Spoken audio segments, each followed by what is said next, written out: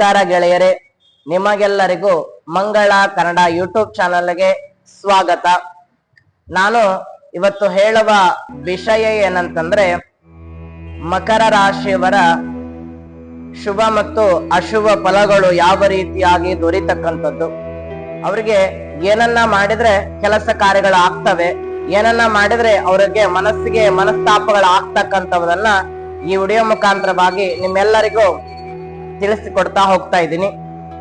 ಹಾಗೂ first time ನಮ್ಮ YouTube channel ಅನ್ನ ಯಾರಾದ್ರೂ ನೋಡ್ತಾ ಇದ್ರೆ ಇವಾಗಲೇ ಸಬ್ಸ್ಕ್ರೈಬ್ ಮಾಡ್ಕೊಳ್ಳಿ, ಲೈಕ್ ಮಾಡಿ, ಶೇರ್ ಮಾಡೋದನ್ನ ಮರಿಬೇಡಿ.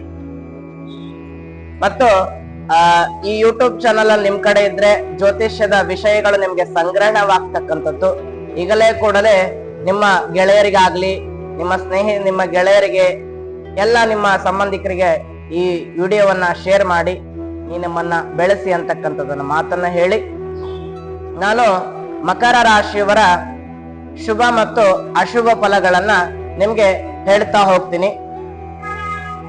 2025 ಪ್ರಕಾರ ಮಕರ ರಾಶಿಯವರ ಭವಿಷ್ಯ ಯಾವ ರೀತಿಯಾಗಿ ಉನ್ನತ ಮಟ್ಟಕ್ಕೆ ಹೋಗ್ತಕ್ಕಂಥದ್ದನ್ನ ನಿಮಗೆ ವಿಚಾರಧಾರಣೆಯನ್ನ ನಿಮ್ಗೆ ನಾನು ತಿಳಿಸಿಕೊಡ್ತಾ ಹೋಗ್ತೀನಿ. ಏನಂತಂದ್ರೆ, ಮಕರ ರಾಶಿಯವರ ಫಸ್ಟ್ ಗುಣ ಸ್ವಭಾವಗಳೇನಂತಕ್ಕಂಥದನ್ನ ತಿಳಿಯೋಣ. ಮಕರ ರಾಶಿಯವರು ಮೃದು ಸ್ವಭಾವವಾಗಿರ್ತಕ್ಕಂಥವ್ರು, ಮತ್ತೆ ದೊಡ್ಡ ಕೆಲಸ ಕಾರ್ಯಗಳನ್ನ ಮಾಡುವಂತವರು, ಮತ್ತೆ ಯಾರ ಹಂಬಲದಲ್ಲಿ ಬದುಕುವಂತಹ ಒಂದು ಆಸಕ್ತಿ ಉಳ್ಳವರಾಗಿರೋದಿಲ್ಲ. ನಾನೇ ನನ್ನ ಸ್ವಂತ ದುಡಿದು ನಾನೇ ನನ್ನ ದುಡಿಮೆಯಲ್ಲಿ ಬದುಕುವಂತಹ ಛಲವುಳ್ಳವರು ಮಕರ ರಾಶಿಯವರಾಗಿರ್ತಕ್ಕಂಥವ್ರು. ಮತ್ತೆ ದಾನ ಧರ್ಮ ಮಾಡುವುದರಲ್ಲಿ ಸ್ವಲ್ಪ ಪ್ರವೀಣರಾಗಿರತಕ್ಕಂಥದ್ದು, ಒಂದು ದಾನ ಧರ್ಮದ ಗುಣ ಸ್ವಭಾವಗಳನ್ನ ಹೊಂದಿರತಕ್ಕಂಥವ್ರು ಮಕರ ರಾಶಿಯವರಾಗಿರ್ತಕ್ಕಂಥದ್ದು.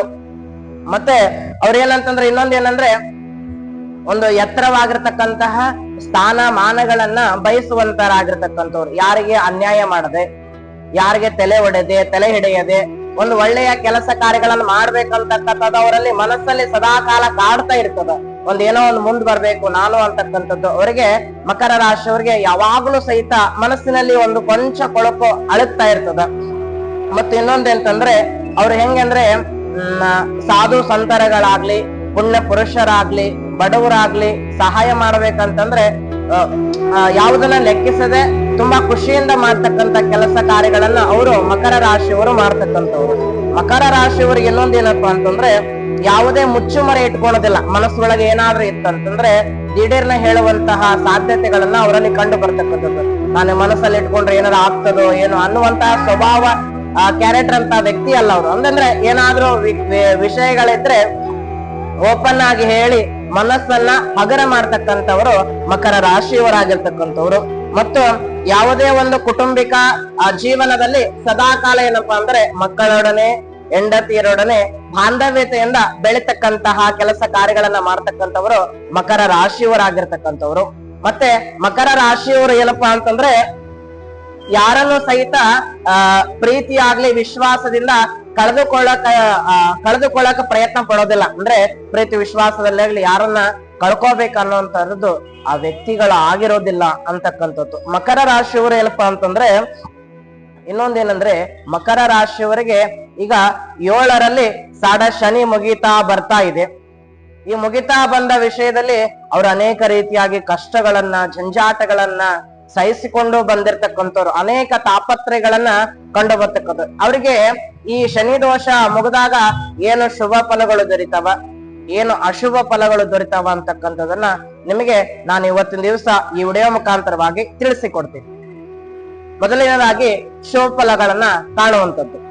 ಶುಭ ಫಲಗಳು ಏನಂತಂದ್ರೆ, ಆತರಿಗೆ ಆಸ್ತಿ ವಿಚಾರಗಳನ್ನ ಖರೀದಿ ಮಾಡುವಂತರಲ್ಲಿ ಮೇ 21 ಮೇಲೆ ಅವರಿಗೆ ಒಳ್ಳೆಯ ಫಲಗಳನ್ನ ದೊರೀತಕ್ಕಂಥದ್ದು. ಮೇ 21 ಮೇಲೆ ಅವರಿಗೆ ಒಳ್ಳೆಯ ಫಲಗಳು ದೊರೀತಕ್ಕಂಥದ್ದು, ಮತ್ತೆ ಒಳ್ಳೆಯ ಕೆಲಸ ಕಾರ್ಯಗಳಾಗುವಂಥದ್ದು, ಮತ್ತೆ ಮಾಡುವಂತಹ ಉದ್ಯೋಗದಲ್ಲಿ ಒಂದು ಯಶಸ್ಸನ್ನ ಕಾಣುವಂಥದ್ದು, ಯಾವುದೇ ಒಂದು ಜಾಗಗಳನ್ನ ಖರೀದಿ ಮಾಡಿದ್ರೆ ಮತ್ತ ಕೊಟ್ಟಿರ್ತಕ್ಕಂಥ ಸಾಗಲಾಗಲಿ ಹಣವನ್ನ ಏನಪ್ಪಾ ಅಂದ್ರೆ ಮರಳಿ ಪಡೆಯುವಂತದ್ದಾಗಿರ್ತಕ್ಕಂಥದ್ದು. ಮತ್ತೆ ಏನಂತಂದ್ರೆ, ಅವರಿಗೆ ದ್ವಿತೀಯದಲ್ಲಿ ಶನಿ ಇರೋದ್ರಿಂದ ಏನಾಗ್ತದನ್ನ ಅನೇಕ ರೀತಿಯಾಗಿ ಮನಸ್ತಾಪಗಳನ್ನ ಉಂಟು ಮಾಡ್ತಕ್ಕಂಥ ಕೆಲಸ ಕಾರ್ಯಗಳಾಗಿರ್ತಕ್ಕಂಥದ್ದು, ಮತ್ತೆ ಸ್ನೇಹಿತರೊಂದಿಗೆ ಬಂಧು ಬಾಂಧವರೊಂದಿಗೆ ಪ್ರೀತಿ ವಿಶ್ವಾಸದಿಂದ ಇರುವಂತ ಕಾರ್ಯಗಳಾಗ್ತವೆ. ಮತ್ತೆ ಯಾವುದೇ ಒಂದು ಸೈಟ್ಗಳನ್ನ ಭೂಮಿಯನ್ನ ಖರೀದಿಯನ್ನ ಮಾಡ್ಬೇಕಂತಂದ್ರೆ ಅವರಿಗೆ ಯೋಗ್ಯನಾಗಿರ್ತಕ್ಕಂಥ ಒಂದು ಜಾಗವನ್ನ ಖರೀದಿ ಮಾಡುವಂತಹ ಈ ಒಂದು ಮೇ 21ರಿಂದ ಒಳ್ಳೆಯ ಫಲಗಳನ್ನ ದೊರಿತಾ ಹೋಗ್ತಕ್ಕಂಥದ್ದು. ಮತ್ತೆ ಅವರಿಗೆ ಏನಂತಂದ್ರೆ ಅಷ್ಟಮದಲ್ಲಿ ಗುರು ಇರೋದಂತಂದ್ರೆ ವೈವಾಹಿಕ ಜೀವನದಲ್ಲಾಗ್ಲಿ, ಒಂದು ಮಕ್ಕಳ ಒಂದು ಕೊರತೆಗಳ ಇದ್ರೂ ಸಹಿತ ಅವನ್ನೆಲ್ಲವನ್ನು ಸಹಿತ ಸಮಸ್ಯೆಗಳನ್ನ ಎದುರಿಸುವಂತಹ ಕೆಲಸ ಕಾರ್ಯಗಳನ್ನ ಮಾಡುವಂತದ್ದಾಗಿರ್ತಕ್ಕಂಥದ್ದು. ಮತ್ತೆ ಮಾರ್ಚ್ 22ರಿಂದ ಮೇ 27ರವರೆಗೆ ಅಭಿವೃದ್ಧಿ ಕಾರ್ಯಗಳಾಗುವಂತಹ ಕೆಲಸ ಕಾರ್ಯಗಳು ಅವರಲ್ಲಿ ಜೀವನದಲ್ಲಿ ಆಗ್ತಕ್ಕಂಥದ್ದು. ಮತ್ತೆ ಆರ್ಥಿಕ ಸುಧಾರಣೆ ಸಹಿತ ಒಳ್ಳೆಯದಾಗಿ ಆಗಿರ್ತಕ್ಕಂಥದ್ದು. ಯಾಕೆಂತಂದ್ರೆ ಶನಿ ಒಬ್ಬ ರಾಶಿ ಒಳಗೆ ಇತ್ತಂತಂದ್ರೆ ಒಂದು ಗಾದೆ ಮಾತು ಹೇಳ್ತಾರೆ ನೋಡಿ, ಸಾಡೆ ಶನಿ ಬಿಟ್ಟು ಹೋದ್ರೆ ಸಾಡೆ ಶನಿ ಇರ್ತದಲ್ಲ, ಅದು ಬಿಟ್ಟು ಹೋದ್ರೆ ಚಂದ ಅಂತೆ, ಲಕ್ಷ್ಮಿ ಬಂದ್ರೆ ಚಂದ ಅಂತೆ. ಅಂದ್ರೆ ಇದು ಗಾದೆ ಮಾತು ಯಾಕೆ ಹೇಳ್ತಾರಂತಂದ್ರೆ ಶನಿ ಬಿಟ್ಟುವಾಗ ಸಹಿತ ಒಳ್ಳೆ ಫಲಗಳನ್ನ ಕೊಟ್ಟು ಹೋಗುವಂತಹ ಫಲಗಳು ಈ ಮಕರ ರಾಶಿಯವರಿಗೆ ಆಗ್ತಕ್ಕಂಥದ್ದು. ಸಾಡೆ ಶನಿ ಇನ್ನೇನ್ 29ಕ್ಕೆ ಮುಗಿತಾ ಬರ್ತದ. 29ಕ್ಕೆ ಮುಗಿದ್ಮೇಲೆ ಅವ್ರಿಗೆ ಒಳ್ಳೆಯ ಆಮೇಲೆ ಶುಭ ಫಲಗಳು ದೊರೀತಾ ಹೋಗ್ತವೆ. ಅವರು ಏನಪ್ಪಾ ಅಂದ್ರೆ ಇಲ್ಲಿ ಯಾರು ನೆಗೆಟಿವ್ ಆಗಿ ತಿಳ್ಕೊಬೇಡಿ. ಏನಂತಂದ್ರೆ ಒಂದ ರಾಶಿ ಒಳಗೆ ಒಂದು ಗ್ರಹಗಳು ನಮ್ಗೆ ಏನು ಫಲ ಕೊಟ್ಟು ಹೋದ್ವಿ ಅಂತಕ್ಕಂಥದ್ದನ್ನ ನಾನು ನಿಮ್ಗೆ ತಿಳಿಸಿ ಕೊಡ್ತಾ ಹೋಗ್ತೀನಿ. ಅಂದ್ರೆ ಈಗ ದ್ವಿತೀಯದಲ್ಲಿ ಶನಿ ಇದ್ರೆ ಶನಿ ನಮ್ಗೆ ಏನ್ ಫಲ ಕೊಟ್ಟೋದ ಈಗ ಅಂತಿರ್ತಾರೆ. ನಮ್ಮ ಮನೆಗೆ ಯಾರೋ ಸಂಬಂಧಿಕರು ಬಂದಿರ್ತಾರೆ, ಬಂದಾಗ ನಾವ್ ಅಂತಿರ್ತೇವೆ ಬಂದಪ್ಪ ಏನೋ ಒಂದ್ ಒಳ್ಳೆ ಬಹುಮಾನನೇ ಕೊಟ್ಟೋದ ಅಂತಿರ್ತೀವಿ. ಅಂದ್ರೆ ನಾವು ಹೇಳುವಂತ ಜ್ಯೋತಿಷ್ಯ ಏನಂತಂದ್ರೆ ನಾವು ಯಾವ ಗ್ರಹಗಳು ಯಾವ ಮನೆಯಲ್ಲಿ ಇದ್ದಾಗ ಏನು ಫಲ ಕೊಟ್ಟು ಹೋಗ್ತಾನ ಅಂತಕ್ಕಂಥದನ್ನ ಹೇಳುವಂಥದ್ದು. ಇನ್ನ ಅಶುಭ ಕಾರ್ಯಗಳು ಏನಾಗ್ತವೆ ಅಂತಂದ್ರೆ ಮತ್ತೆ ಇವ ಅಶುಭ ಕಾರ್ಯಗಳು ಎಚ್ಚರಿಟ್ಟು ಕೇಳಿ. ಅಶುಭ ಕಾರ್ಯಗಳು ಏನಾಗ್ತವೆ ಅಂತಂದ್ರೆ ನೀವು ಯಾರಾದ್ರೂ ಪ್ರೀತಿ ವಿಶ್ವಾಸದ ಅತಿಯಾಗಿ ನಂಬ್ತಾ ಹೋದ್ರೆ ಮೋಸ ಮಾಡುವಂತಹ ಸ್ಥಿತಿಗತಿಗಳು ನಿಮ್ಗಾಗ್ತವೆ. ಮತ್ತು ಮನಸ್ಸಿಗೆ ಕಲಹ ಜಗಳ ತಾಪತ್ರೆಗೆ ಬಂದಿರ್ತಕ್ಕಂಥದ್ದು. ಮತ್ತೆ ನೀರಿನಿಂದ ಹುಷಾರಾಗಿರ್ತಕ್ಕಂಥದ್ದು, ವಾಹನದಿಂದ ಹುಷಾರಾಗಿರುವಂತದ್ದು, ಮತ್ತು ಬೆಂಕಿಗಳಲ್ಲಿ ಹುಷಾರಾಗಿ ಇರ್ತಕ್ಕಂಥದ್ದು, ಇಂಥ ಕಾರ್ಯಗಳನ್ನ ಮಾಡುವಂಥದ್ದು ಇದು ಅಶುಭ ಫಲಗಳು. ಇನ್ನೇನು ಅಶುಭ ಫಲಗಳು ಇನ್ನು ಅಂತ ಏನಂತಂದ್ರೆ ಯಾವುದೇ ಒಂದು ಚಿಕ್ಕ ವಿಚಾರಕ್ಕಾಗಿ ಸಿಟ್ಟಗಳನ್ನ ಬೇಗ ಮಾಡಿಕೊಳ್ಳುವಂತದ್ದಾಗ್ಲಿ, ಆಮೇಲೆ ಯಾವುದೇ ಒಂದು ಕೆಲಸಕ್ಕೆ ಪ್ರಯತ್ನವನ್ನ ಮಾಡ್ತಾ ಇರ್ತೀರಾ, ಉದ್ಯೋಗದಲ್ಲಿ ನಿರಾಸಕ್ತಿಯನ್ನು ಹೊಂದಿರತಕ್ಕಂಥದ್ದು, ಎಷ್ಟೇ ವರ್ಷಗಳಾದ್ರೂ ಸಹಿತ ಮದುವೆ ಆಗದೇ ಇರ್ತಕ್ಕಂತಹ ಸಮಸ್ಯೆಗಳು ಈ ಅಶುಭ ಫಲದಲ್ಲಿ ಕಂಡು ಬರ್ತಕ್ಕಂಥದ್ದು. ಇವೆಲ್ಲವೂ ಸಹಿತ ನಿಮಗೆ ಮೇ 29ರಿಂದ ಈ 29ರ ಮೇಲ್ಗಡೆ ಅವರಿಗೆ ಏನಾಗ್ತದಂತಂದ್ರೆ ಒಂದು ಒಳ್ಳೆ ಫಲಗಳು ದೊರೀತಾ ಹೋಗ್ತಕ್ಕಂಥದ್ದು. ಇದು ಶುಭ ಮತ್ತು ಅಶುಭ ಫಲಗಳ ಮಕರ ರಾಶಿಯವರ ಭವಿಷ್ಯ ಹೀಗಿದೆ. ಅಂತಂದ್ರೆ ಇದಕ್ಕೆ ಏನನ್ನ ಮಾಡ್ಬೇಕು, ಏನ್ ಮಾಡಿದ್ರೆ ನಮಗೆ ದೋಷಗಳು ಪರಿಹಾರ ಆಗ್ತಾವಂತಂದ್ರೆ ಆದಷ್ಟು ಶನಿ ಶಾಂತಿಯನ್ನ ಮನೆಯಲ್ಲಿ ಮಾಡಿಸ್ಕೊಳ್ಳಿ. ಆಗಿಲ್ಲ ಅಂತಂದ್ರೆ ಶನಿ ಶಿಂಗಾಪುರಕ್ಕೆ ಹೋಗಿ ಅಲ್ಲಿ ದೇವರ ದರ್ಶನವನ್ನ ಮಾಡಿಕೊಂಡು ಬಂದು ಮನೆ ದೇವರಿಗೆ ಒಂದು ದೀಪವನ್ನ ಹಚ್ಚಿ ಮನಸ್ಸಿನಲ್ಲಿ ಪ್ರಾರ್ಥನೆಯನ್ನ ಮಾಡಿಕೊಂಡು ಆರಾಧನೆಯನ್ನ ಮಾಡಿಕೊಂಡು ಭಗವಂತನೇ ನನ್ನೆಲ್ಲಾ ಕಷ್ಟಗಳನ್ನ ಪರಿಹಾರ ಮಾಡಿ ಸುಖ ಶಾಂತಿ ನೆಮ್ಮದಿಯನ್ನ ಕೊಟ್ಟು ಕರುಣಿಸು ಅಂತೇಳಿ ಭಗವಂತನಲ್ಲಿ ಪ್ರಾರ್ಥನೆ ಮಾಡಿಕೊಂಡ್ರೆ ನಿಮಗೆ ಎಲ್ಲಾ ದೋಷಗಳು ಪರಿಹಾರ ಆಗ್ತಕ್ಕಂಥದ್ದೇ ಈ ಮಕರ ರಾಶಿಯವರಾಗಿರ್ತಕ್ಕಂಥದ್ದು. ಈ ಮಕರ ರಾಶಿಯವರಿಗೆ 29ರ ಮೇಲ್ಗಡೆ ಅತಿ ಒಳ್ಳೆಯದಾಗಿರ್ತಕ್ಕಂತಹದ್ದು ಕಂಡು ಬರ್ತಕ್ಕಂಥದ್ದು.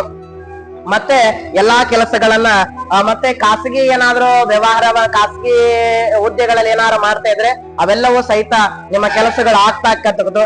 ಎಷ್ಟು ಮತ್ತೆ ಶನಿ ಒಳ್ಳೆ ಫಲವನ್ನ ಕೊಟ್ಟು ನಿಮಗೆ ಒಳ್ಳೆಯದನ್ನ ಮಾಡ್ತಕ್ಕಂಥದ್ದು ಇದು ಮಕರ ರಾಶಿಯವರಾಗಿರ್ತಕ್ಕಂಥದ್ದು.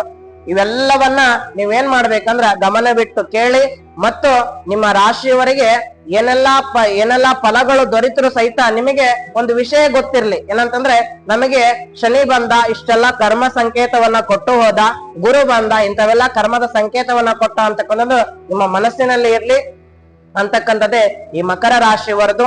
ನಾನು ಇಷ್ಟು ಮಾಹಿತಿಯನ್ನ ನೀಡಿ ನನಗೆ ತಿಳಿದುವಷ್ಟರಲ್ಲಿ ನಿಮಗೆ ಮಕರ ರಾಶಿಯವರ ಬಗ್ಗೆ ನಾನು ಹೇಳಿದ್ದೇನೆ. ನಿಮ್ಮೆಲ್ಲರಿಗೂ ನಮಸ್ಕಾರಗಳು ಮತ್ತು ವಂದನೆಗಳು. ಹಾಗೂ ನಮ್ಮ ಯೂಟ್ಯೂಬ್ ಚಾನಲ್ ಅನ್ನ ಮಂಗಳ ಟಿವಿ ಕನ್ನಡ ಯೂಟ್ಯೂಬ್ ಚಾನಲ್ ಅನ್ನ ಬೆಳೆಸಿ ಉಳಿಸಿಕೊಂಡು ಹೋಗಿ ಅಂತಕ್ಕಂಥದ್ದು ನನ್ನ ಅಭಿಲಾಷೆ.